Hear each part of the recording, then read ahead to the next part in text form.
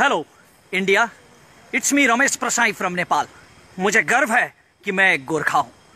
पिछले वीडियो में जब मैंने इंग्लिश में पिछला वीडियो जारी किया था तो उसके कमेंट में कुछ हिंदुस्तानी दोस्तों ने कहा था कि रमेश जी ने हमारे देश की, इंडिया की बेइज्जती कर दी है। नहीं करना चाहता, कोई भी नेपाली इंडिया की बेइज्जती नहीं करना चाहता। हम तो सबका सम्मान करते हैं, लेकिन आप लोगों के वो इंटेलेक्चुअल टेररिस्ट, वो बौद्धिक आतंकवादी अर्नब गोस्वामी और उसके फेलो पत्रकारों ने मेरी मातृभूमि की इतनी बेइज्जती कर दी कि मुझे उन्हें उन्हीं के लहजे में जवाब देना पड़ा। वैसे भी हम आपकी तरह गांधी के देशवासी तो है नहीं जो एक गाल पे थप्पड़ मारे तो दूसरा गाल आगे कर दे। हम तो भक्ति थापा के देशवासी हैं जी। हमारे यहाँ तो जब माँ बहन का अपमान होता है, जो कोई माँ बहन की बेइज्जती पे उतर आता है तो उसका जवाब खुकरी से दिया जाता है। तो इस मिट्टी का बेटा होने के नाते मेरा भी ये फर्ज था कि मैं अर्नब गोस्वामी जैसे बौद्धिक आतंकवादियों की उस बेइज्जती का, जो उन्होंने मेरी मातृभूमि का अपमान किया, उनका उन्हीं के लहजे में जवाब देता। आज मैं इंडो नेपाल रिलेशन सुधारने के लिए, इंडिया और नेपाल के बीच में जो पब्लिक लेवल रिलेशन है उसको सुधारने के लिए, जी न्यूज और आज तक के गद्दारों की तरह बिगाड़ने के लिए नहीं, नफरत फैलाने के लिए नहीं, Indo Nepal public level relation को सुधारने के लिए और कॉमन नेपाली लोग, नेपाल के आम लोग जो सोच रहे हैं वो इंडिया के आम लोगों तक पहुंचाने के लिए मैं आज कुछ बातें रख रहा हूं। आप लोगों से आशा करता हूं कि आप लोग इसे शेयर करेंगे और इस पे रिएक्ट करेंगे। सम्पूर्ण राष्ट्रभक्त नेपालीहरूसँग म यो आग्रह गर्न चाहन्छु कि यो भिडियोलाई राष्ट्रियताको पक्षमा सक्दो शेयर गर्नुहोला। घरिघरि हिन्दीमा यो किन बोल्छ भन्ने पनि तपाईलाई लागेको होला, तर नेपालमा धेरैलाई थाहा छ नेपालमा काग सम्मेलन गर्ने चलन छ। काग सम्मेलन गर्दाखेरि कागले राई, लिम्बू, तामाङ, नेपाली अथवा संस्कृत भाषामा बोलाउँदा बुझ्दैन, कहाँ नै गर्नुपर्छ। त्यसैले आफ्नो भाषाप्रतिको असीम प्रेमका बावजुद पनि म बाध्यताले हिन्दीमा बोल्न गइरहेको छु। आज मैं बहुत खुश हूं मैं, क्योंकि मैंने जो पिछले स्पीच में कहा था वो हमारे देश के केबल ऑपरेटरों ने किया है। मैंने कहा था कि आज तक और जी न्यूज जैसे, रिपब्लिक टीवी जैसे इंडियन मीडिया को बैंड कर देना चाहिए, और आज हमारे केबल ऑपरेटरों ने इन्हें बैंड कर दिया है। अगर मेरा बस चलता ना, मेरा बस चले तो 100 सालों के लिए बैंड कर दूं इन कमबख्तों को। अरे हमने इनके पिता का कर्ज लिया है क्या? इनके बाप दादाओं का कोई कर्ज है क्या हमारे ऊपर, जो हम पैसे भी देते रहे और इनके मुंह से अपने मुल्क की बेइज्जती भी सुनते रहे? इस पित पत्रकारिता के जवाब में नेपाल सरकार ने नहीं, नेपाल के केबल ऑपरेटरों ने, गलतफहमी मत रखिए, नेपाल के आम केबल ऑपरेटर्स ने इंडियन मीडिया को बैंड किया है, और ये इन्होंने बहुत सही किया है। ये बैंड रहना चाहिए। मैं इंडियन मीडिया के इशू पर अभी जो मूल प्रसंग है मेरा आज, केपी ओली, हमारे प्रधानमंत्री के बारे में जो प्रोपोगंडा इन्होंने किया है, ये केवल केपी ओली का प्रश्न नहीं है। किसी भी नेता का, शेर बहादुर देववा, उपेंद्र यादव, मिनेंद्र रिजाल, राजेंद्र महतो, मेरे देश के किसी भी नेता का निंदा करने का हक किसी कमबख्त को इसलिए नहीं मिल सकता कि उसका मुल्क मेरे मुल्क से थोड़ा बड़ा है। इसलिए कोई मेरे देश के किसी भी नेता की निंदा नहीं कर सकता। और इस निंदा के जवाब में जो इंडियन चैनल्स पर नेपाल में बैंड लगा है, वो काम बिल्कुल सही किया गया है। मैं उस प्रसंग पर बाद में आऊंगा। पहले मैं कुछ हवा जो मचा रखा है इंडियन मीडिया ने, कुछ bloody propaganda, anti Nepal campaign जो चला रखा है, उसके कुछ प्रश्नों का जवाब देना उचित समझता हूं। आप लोग कहते हैं, आपकी मीडिया कहती है, इंडिया की आवाम नहीं, इंडिया की मीडिया कहती है कि नेपाली चाइना के साथ हो गए, नेपाली चाइना के डायरेक्शन पे काम कर रहे हैं, चाइना के डायरेक्शन पे ये काला पानी का विवाद उठा रहे हैं। काला पानी का विवाद तब से है, और वैसे वो विवाद है नहीं कुछ। हमारे राजे महाराजाओं ने आपकी दोस्ती का वास्ता करके, आपकी दोस्ती का ख्याल करके 1961 में आपको वो जमीन दे दी थी ताकि चीन से आप अपनी रक्षा कर सके, लेकिन आप लोगों ने कोई दोस्ती नहीं निभाई और उस पर कब्जा कर लिया। खैर, जो भी माने, विवाद तो है काला पानी के विषय में, तो उसमें हम चाइना के डायरेक्शन पे काम कर रहे हैं, ऐसा आपकी मीडिया कहती है। अगर हम चाइना के डायरेक्शन पे काम कर रहे होते ना मित्रों, तो इतिहास का एक प्रसंग मैं आपको सुनाता हूं। जब नेपाल में मातृका प्रसाद कोइराला प्रधानमंत्री की सरकार थी, तब हमने उत्तर की हमारी जो चीन की सीमा है ना, उस चीन की सीमा में 18 जगहों पर हमने भारतीय सेना के पोस्ट रखने की इजाजत दे दी थी। आपके और हमारे सुमधुर संबंधों का ख्याल करके, दोस्ती का ख्याल करके, चीन के साथ जुड़ी हमारी सीमा में आपके 18 पोस्ट रखने की इजाजत हमारी सरकार ने दे दी थी, क्योंकि हम लोग आपके साथ थे। और अगर हम अब इस वक्त चीन के साथ होते ना, तो चीन तो आपको दबाने में लगा हुआ है। लद्दाख में दबा रहा है, सिक्किम में पिट रहा है, गलवान में आपके 20 सैनिक मार दिए चीन ने।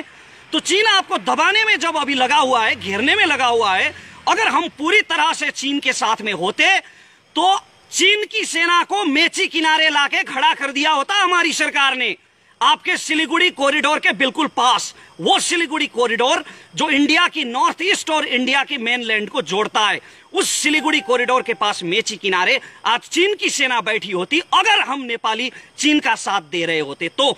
नेपाल एक स्वाधीन राज्य है और हम चीन का ना इंडिया का, हम किसी का भी पक्ष में और किसी के भी विपक्ष में हम कोई कदम नहीं उठाते।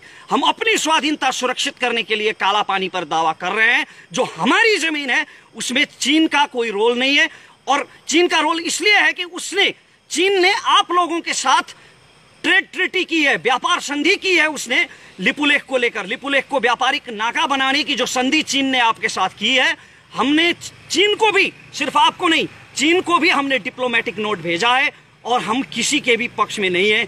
ये बात मैं क्लियर कर देना चाहता हूं। हमने हमेशा इंडिया के साथ दोस्ती निभाई है। कुछ मित्रों ने कहा था मेरे पिछले वीडियो पे कि इंडिया की बेइज्जती कर दी। नहीं, हम सम्मान करते हैं अपने पड़ोसियों का, जितना सम्मान आप हमारा नहीं करते। नहीं तो मैं जितनी अच्छी हिंदी आज बोल रहा हूं बिना किसी हिंदी बैकग्राउंड के, कोई भी इंडियन जो नेपाली ओरिजिन का ना हो वो इतनी अच्छी नेपाली बोल के दिखाए। हम हमेशा अपने पड़ोसी का सम्मान करते हैं। चाइना के साथ आपका जो प्रॉब्लम चल रहा है वो आपका प्रॉब्लम है। आप लोग पावरफुल हैं, आप दोनों देशों के पास बड़ी बड़ी सेनाएं हैं, बड़े बड़े हथियार हैं, तोपें हैं, मिसाइल हैं। आप चाइना के साथ लड़ो मरो, उसमें हमारा कोई सरोकार नहीं है। लेकिन मैं युद्ध की कामना नहीं कर रहा हूं, मैं सिर्फ ये कह रहा हूं कि चीन का और आपका जो विवाद है वो आप दोनों का अंदरूनी विवाद है। और हमारी सरकार ने लिपुलेख और काला पानी के विषय में चीन की सरकार को भी डिप्लोमेटिक नोट भेजा है। तो ये कैसे साबित हो गया कि हम चीन के साथ हैं? ये क्या हवा मचा रखा है आपकी मीडिया ने? और एक और हवा मचा रखा है कि नेपाल और इंडिया में जंग हो गया तो क्या होगा। बड़ा अहंकार है भाई आप लोगों को अपनी शक्ति पे, बहुत बड़ा अभिमान है आप लोगों को। इतने छोटे से देश के साथ जंग की कल्पना करते हैं और ये कहते हैं कि नेपाल इंडिया की सैनिक शक्ति के सामने नहीं टिक पाएगा। आप तो बहुत धार्मिक कहते हैं ना आप लोग अपने आप को। अभी तो बीजेपी की सरकार है, उधर आरएसएस की सरकार चल रही है, बहुत धार्मिक कहते हैं आप लोग। तो बड़े गजब के धार्मिक लोग हैं भाई आप लोग राम मंदिर के लिए लड़ेंगे, मरेंगे और सीता के मायके पे हमला करेंगे। वैसे भी आप किसके दम पे ये दावा कर रहे हैं? हमारे भाइयों ने आप लोगों के लिए, आप लोगों की जमीन के लिए, आप लोगों की स्वाभिमान के लिए लड़कर यहां गोली खाई है, माथे पे गोली खाई है। आपके जनरल श्याम माणिक शाह कहते थे कि अगर कोई कहे कि उसे मौत से डर नहीं लगता, अगर कोई कहे कि उसे मरने से डर नहीं लगता, तो या तो वो झूठ बोल रहा है या तो वो गोरखा है। तो हमारे गोरखा भाइयों ने आप लोगों के लिए गोली खाई है कारगिल की पहाड़ियों में, वरना पाकिस्तानी पंजाबी पठानों से हमारा क्या लफड़ा था? आप लोगों के लिए मरे हैं हमारे भाई। अभी मैं नाम गिनवाने जाऊं तो 1000 के करीब हो जाएंगे और ये वीडियो ऐसे 100 वीडियो कम पड़ जाएंगे। हमारे भाइयों ने जो पुरुषार्थ आप लोगों के लिए किया है वो गिनवाने जाऊं तो ऐसे 100 वीडियो कम पड़ जाएंगे। हमने हमेशा दोस्ती निभाई है और आप लोगों ने अभी इस दोस्ती का लिहाज नहीं रखा है। और आप लोग नेपाल से युद्ध की बात करते हैं। आप लोगों को शर्म आनी चाहिए, लज्जा होनी चाहिए नेपाल से युद्ध की बात करते हुए। हमने हमेशा आपके साथ दोस्ती निभाई है। लश्कर ए तैयबा का टेररिस्ट हाशिम भटकल और टुंडा जो नेपाल में छुपे हुए थे, वो हमारी अथॉरिटी की मदद से इंडियन अथॉरिटी के हवाले हुए हैं। अगर हमारी अथॉरिटी नेपाल में मदद नहीं करती तो थोड़ी पकड़ के इंडिया ले जाते उनको। डॉक्टर अमित कुमार रावत, आपके किडनी माफिया का किंग, जब यहां छुपा हुआ था तो हमने उससे पकड़कर आपके हवाले किया है। तो हमने हमेशा भारत का सम्मान किया है और भारत से दोस्ती निभाई है। लेकिन ये आप लोग हैं जो इस दोस्ती के खिलाफ जा रहे हैं। और स्पेशली इंडिया की आवाम का इसमें कोई दोष नहीं है। इंडिया की आवाम मैं समझता हूं कि हमारी ही तरह इनोसेंट है, जो आपस में समझदारी चाहती है। लेकिन आपकी मीडिया जो है, जो ये इंटेलेक्चुअल टेररिस्ट हैं, इस वक्त इंडिया को सबसे ज्यादा खतरा इन इंटेलेक्चुअल टेररिस्ट से है। ये बौद्धिक आतंकवादी जो आपस में नफरत फैला रहे हैं, अपनी बौद्धिकता का दुरुपयोग कर रहे हैं, ये लोग इंडियन अवाम को नेपाल के खिलाफ भड़का रहे हैं और नफरत पैदा कर रहे हैं। एक और बात मैं यहां पे बताना चाहता हूं। आप लोगों ने बहुत ये हवा मचा रखा है। कुछ लोगों ने कहा था मेरे वीडियो के जवाब में, कुछ मित्रों ने भारत से कहा कि ये तो नेपाल ने जमीन छोड़ दी थी, कई सालों पहले काला पानी छोड़ दी थी, तो उसमें अभी काहे का विवाद? वो जमीन छोड़ दो ना, वो तो तुम लोगों ने कई साल पहले छोड़ दी थी। तो आप लोग छोड़ दो ना पाकिस्तान के कब्जे वाला कश्मीर, जो आपने 1948 में छोड़ दी थी। आपके प्रधानमंत्री नेहरू ने तो युद्ध विराम कर दी थी, सीजफायर लाइन वहां पे खींच दी थी, तो वो अभी पाकिस्तान के पास है। तो आप लोग क्यों दावा कर रहे हो उस कश्मीर पे? छोड़ दो ना। बुरा लगा ना? मेरे ये कहने से बुरा लगा ना? ऐसा ही बुरा लगता है, ऐसा ही, ठीक ऐसा ही बुरा लगता है जब कोई अपने देश की स्वाधीनता के बारे में ऐसा कहता है। जमीन 1 इंच भी क्यों ना हो, अपनी जमीन अपने को प्यारी होती है। और आप लोगों की तरफ से, भारत की तरफ से एक मीडिया पर्सन ने यह भी कहा था, मैंने एक मीडिया आर्टिकल सुना था जहां वो सज्जन ये कह रहे थे कि अभी काला पानी हमारे पास है, नेपाल के पास नहीं है। तो आपके बाप दादाओं का जहां तक राज था, आपके बाप दादाओं ने जहां तक अपनी सीमा फैलाई थी, क्या वहां तक मांगोगे आप लोग? इस हिसाब से तो नेपाल सतलज तक था पश्चिम में, और पूर्व में टिस्टा तक था। हाँ, सही कहा। मांगने को तो हम वहां तक भी मांग सकते हैं, दावा हम वहां तक भी कर सकते हैं। ये मैं कोई अर्नब गोस्वामी की तरह हवा में नहीं चिल्ला रहा हूं, पागलपन के दौरे नहीं पड़ रहे हैं मुझे, हिस्टोरिकल फैक्ट की बात करता हूं। 1950 में जब नेपाल भारत मैत्री संधि हुई थी, तो उस मैत्री संधि में यह कहा गया था कि सुगौली संधि खारिज हो चुकी है और ब्रिटिश सरकार से हुई सारे समझौते खारिज हो चुके हैं। तो इस हिसाब से अगर सुगौली संधि खारिज हो गई तो टिस्टा से सतलज तक की जमीन तो हमारी हुई ना। अगर आप लोग सुगौली संधि मानते हैं तो सुगौली संधि के नक्शे में लिखा है, उसके डिस्क्रिप्शन में लिखा है कि काली नदी का ओरिजिन जो है वो लिम्पियाधुरा है। वो ब्रिटिश के नक्शों में लिखा है, कई नक्शों में लिखा है। और इतना भी दूर जाने की जरूरत नहीं है, अभी तो बीजेपी की सरकार है ना वहां। आरएसएस के कार्यकर्ता तो बस स्कंद पुराण उठा के देख लें। स्कंद पुराण के मानस खंड के 9वें, 10वें और 11वें श्लोक में महाकाली नदी का वर्णन किया गया है, और उसमें यह लिखा गया है कि लिपुलेख पर्वत से पश्चिम का भाग जो है लिम्पियाधुरा, वो काली नदी का ओरिजिन है।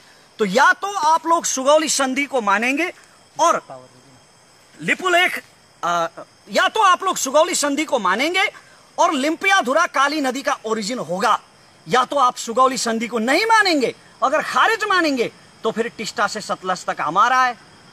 और अब मैं मूल प्रसंग पर आता हूं, जो हमारे प्रधानमंत्री के बारे में अभी प्रोपोगंडा चला रखा है आपकी मीडिया ने। अरे कौन कमबख्त गया भाई बालुआटार? जी न्यूज का कौन सा कमबख्त पत्रकार गया बालुआटार और उसने सुन लिया वो कन्वर्सेशन जो प्रधानमंत्री और चीन के राजदूत हो यांकी के बीच में हुआ था? किसने सुना वो कन्वर्सेशन और किसने रिकॉर्ड किया? किस बेस पर ले आए ये पीत पत्रकार ये कन्वर्सेशन? अरे बेशर्मो, कुछ तो शर्म करो। किसी देश के प्रधानमंत्री के बारे में बात कर रहे हो तुम लोग, और प्रधानमंत्री जो बुजुर्ग हैं, अभी अभी किडनी ट्रांसप्लांट हुआ है उनका, फिर भी दम उनमें इतना है कि एक छोटे से देश में बैठ के दिल्ली हिला रहे हैं। तो प्रधानमंत्री के बारे में ऐसे निराधार बात, ऐसे निराधार प्रोपोगंडा किस बेस पर फैलाए गए? किस कमबख्त ने वहां पे सुना और किसने रिकॉर्ड किया? ये कुछ नहीं, बस जी न्यूज ने कहा और हो गया। तो ऐसे जो इंडियन मीडिया ने ये प्रोपोगंडा फैला रखा है, इन्होंने जो ये फेक न्यूज फैला रखे हैं, इसमें इंडियन मीडिया का ही नहीं, इंडियन गवर्नमेंट का भी दोष है। अरे लॉ एंड ऑर्डर नाम की कोई चीज है कि नहीं आप लोगों के यहाँ? आप लोग तो बहुत बड़ी बड़ी बातें करते हैं कि भारत दुनिया का सबसे बड़ा लोकतंत्र है। तो लोकतंत्र में लीगलिटी नाम की भी कोई चीज होती है, लोकतंत्र में कानून नाम की भी कोई चीज होती है। और अगर भारत सरकार सच में नेपाल से दोस्ती बढ़ाना चाहता है, सच में नेपाल से बिगड़े हुए संबंधों को सुमधुर करना चाहता है, तो भारत सरकार को यह चाहिए कि जी न्यूज को तुरंत ब्लैकलिस्टेड करे। जी न्यूज और इससे जुड़े जितने भी मीडिया हैं, उनके ऊपर भारत सरकार को कानूनी कार्रवाई करनी चाहिए। अगर यह किया गया तो एक उदाहरण होगा, और नेपाल के लोगों के मन में जो भारत के प्रति जो अविश्वास खटक रहा है, वो अविश्वास कुछ हद तक उसका समाधान निकल पाएगा। तो ये भारत सरकार को करना चाहिए, और इंडिया की आवाम, इंडिया की जनता जो नेपाल और भारत का संबंध सुमधुर हो, सुदृढ़ हो, ऐसा चाहती है, उन्हें भी ऐसे चैनलों का बहिष्कार करना चाहिए। ये इंडियन मीडिया है ना, जो ये पूरे साउथ एशिया के लिए कैंसर बन चुका है, ये ब्लडी प्रोपोगंडा यूनिट बन चुका है। इनको कोई सच नहीं चाहिए, सच का व्यापार करते हैं ये। और इससे केवल नेपाल ही पीड़ित नहीं है, सिर्फ हम ही पीड़ित नहीं हुए हैं इससे आपका भारत भी उतना ही पीड़ित हुआ है। ये लोग कोरोना के बढ़ते संक्रमण और क्वारंटाइन में पीड़ित भारतीयों की बात नहीं करेंगे।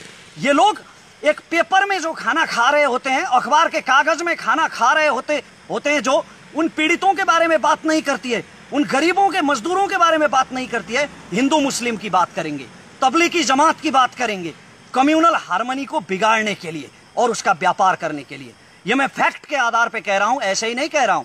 कोबरा पोस्ट ने, वो चाइनीज नहीं है कोई कोबरा पोस्ट, वो इंडियन मीडिया है, उसने एक रिसर्च किया था आज से 2 साल पहले, जहां पर आज तक जी न्यूज और ऐसे बहुत सारे इंडियन मीडिया के मैनेजर्स और उनके सोर्सेस से मिलकर उन्होंने ये कंफर्म किया था, उनके रिकॉर्डेड बयान थे कि वो लोग पैसे के लिए किसी के भी बारे में घटिया समाचार छाप सकते हैं, किसी के भी बारे में प्रोपोगंडा फैला सकते हैं चंद रुपयों के लिए। ये कोबरा पोस्ट का रिपोर्ट है। और हाल ही में आप ही की एक इंडियन मीडिया ने रिसर्च किया है, जिसमें यह पाया गया है कि बड़े बड़े इंडियन मीडिया और न्यूज चैनल्स के मोर देन 90%, 90% से ज्यादा उनकी खबरें जो होती है वो हिंदू मुसलमान के बेस पर होती है, वो राम मंदिर के बेस पर होती है, ऐसे ही विवादों के बेस पर होती है, विकास के मुद्दों की वो बात नहीं करते। खैर, ये भारत का अंदरूनी मामला है, लेकिन नेपाल भारत का ये जो संबंध अभी इतना ज्यादा नफरत फैला है, इस नफरत के चलते इंडियन मीडिया को बैंड करने का ये डिसीजन ये बहुत सही लिया गया है। और अंत में मैं ये कहना चाहता हूं कि हमारा जो संबंध है, ये रोटी बेटी का रिश्ता, रोटी बेटी का रिश्ता जो आप कहते हैं ना, आप लोग जो बड़ा भाई छोटा भाई कहते हैं, वैसे मैं बड़ा भाई मानता नहीं हूं इंडिया को, क्योंकि इंडिया से पहले हमारे देश की उत्पत्ति हुई है। और यह भी मैं फैक्ट के बेस पर कहता हूं। चाणक्य को आप लोग बहुत मानते हैं ना, कौटिल्य को, तो कौटिल्य ने अपने अर्थशास्त्र में लिखा है, जब मौर्य साम्राज्य नहीं बना था, जब चंद्रगुप्त मौर्य ने आपका वो अखंड भारत नहीं बनाया था, वो बनने से पहले कौटिल्य ने अपने अर्थशास्त्र में नेपाल देश का वर्णन किया है। तो इसका मतलब ये होता है कि अखंड भारत से पहले नेपाल का जन्म हुआ है। इसलिए मैं बड़ा भाई मानता नहीं इंडिया को, वैसे भी भाई तो हैं हम। तो ये भाईचारा नहीं हो सकता। आप किसी के प्रति इतना नफरत फैलाएंगे तो ये भाईचारा नहीं हो सकता। हमारा संबंध बहुत पुराना है, इतना पुराना जब मानव सभ्यता का ठीक से उदय भी नहीं हुआ था। हिमालय के हमारे किराती जाके हस्तिनापुर में लड़े हैं महाभारत की लड़ाई में, और राम जानकी का विवाह संगम, वो मुझे दोहराने की जरूरत नहीं है। तो इतिहास से वर्तमान तक हमारा एक सांस्कृतिक संबंध भी है, हमारा व्यापारिक संबंध भी है, हमारा बायलैटरल रिलेशन भी है। दोनों तरफ के लोग, अरे आपके देश से तो कई लोग तो यहाँ भिक्षाटन के लिए भी आते हैं। आपके देश में तो वैसे मैंने सुना है धंधा भी चलता है, ये धंधा भी चलता है कि किसी के पैर काट दो, किसी के हाथ काट दो और उसे भीख मांगने के लिए सड़क पे छोड़ दो। ये मैंने आप ही के मीडिया से सुना है। तो वैसे लोग, हाथ पैर कटे हुए लोग सैकड़ों की संख्या में यहाँ आके भिक्षाटन भी करते हैं। तो दोनों तरफ के लोग एक दूसरे के साथ काम करते हैं। और प्रधानमंत्री के साथ, प्रधानमंत्री के विषय को लेकर, प्रधानमंत्री के व्यक्तित्व को लेकर ये जो प्रोपोगंडा फैलाया गया है, इसके बारे में मैं ये कहना चाहता हूं कि ये प्रोपोगंडा अंतर्राष्ट्रीय रूप से भी इसने भारत की बेइज्जती की है। इसे पत्रकारिता के इतिहास में, विश्व पत्रकारिता के इतिहास में इसे काले अक्षरों से लिखा जाना चाहिए। वो आपका देश है, वो आपका देश है जहां सैकड़ों गर्लफ्रेंड्स बदलने वाले चरित्रहीन व्यक्ति को सुपरस्टार का तमगा दिया जाता है। लेकिन हमारे यहां, कभी नेपाल घूमने आइए आप लोग, नेपाल में कोई भी लीगल रेड लाइट एरिया नहीं है। हम महिलाओं का बहुत ज्यादा सम्मान करते हैं और हमारा नेपाली समाज काफी चरित्रवान है। तो ऐसे प्रोपोगंडा पर यकीन मत कीजिए। और मैं इंडियन पब्लिक से यह निवेदन करता हूं कि ऐसे चैनलों का आप लोग बहिष्कार करें। हमारा जो बायलैटरल रिलेशनशिप है, पब्लिक लेवल रिलेशनशिप है, ये हमेशा चलता रहे।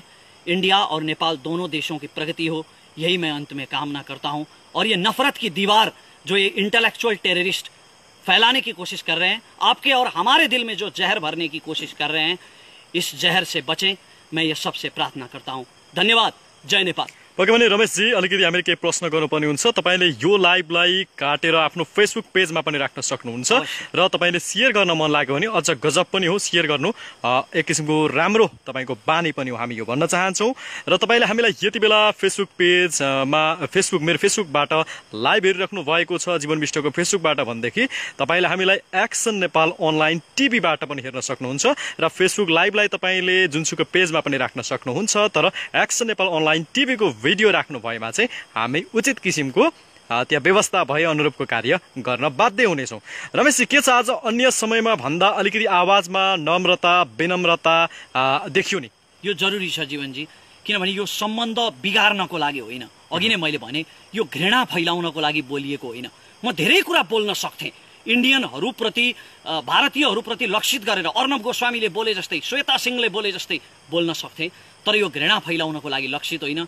यो मित्रतालाई, यो सम्बन्धलाई सुधार्नको लागि लक्षित हो। हामी एउटा पत्रकारिताको सिकारु विद्यार्थी भएको नाताले पनि विश्वका चाहिँ पत्रकारिताका विभिन्न दर्शन तथा सिद्धान्तहरू र पत्रकारिताका एउटा जुन परिधि नम्स हुन्छ यसलाई हामीले बुझेका छौँ, मिडियाले होइन, एउटा मिडियाको नम्सहरू बुझेका छौँ। तर भारतमा जुन एक किसिमको यो नाङ्गो चरित्र देखियो यसलाई विश्वले कसरी बुझेको छ जस्तो लाग्छ? मैले अघि पनि भने यो विश्वको पत्रकारिताको इतिहासमा यो घटना कालो अक्षरले लेखिनुपर्छ र इतिहासले यसको मूल्याङ्कन गर्नुपर्छ। यो पित पत्रकारिता हो। तर भारतकै बौद्धिक जगतले पनि भारतको यो पत्रकारितालाई त गोदी मिडिया यानि कि सत्ता र शक्तिको पावर वरिपरि घुम्ने एउटा चाहिँ पत्रकारिताको रूपमा बुझ्छ नि? पक्कै पनि र यो स्वाभाविक पनि हो, किनभने भारतीय मिडियामा कहिले पनि सत्ताको विरोध गरिँदैन अधिकांश मिडियाहरूमा, र भारतीय मिडियाले समाजमा चाहिँ हार्मोनी बिगार्ने खालको साम्प्रदायिकतालाई प्रोत्साहन गर्ने खालका खबरहरू बारम्बार प्रसारण गरिरहन्छन्। यी गोदी मिडिया नै हुन्। र यति बेला चाहिँ हाम्रो मधेसी पहाडी हिमाली भन्ने त्यो भावना छैन। यति बेला हाम्रो राष्ट्रिय एकता साँच्चीकै देखिएको छ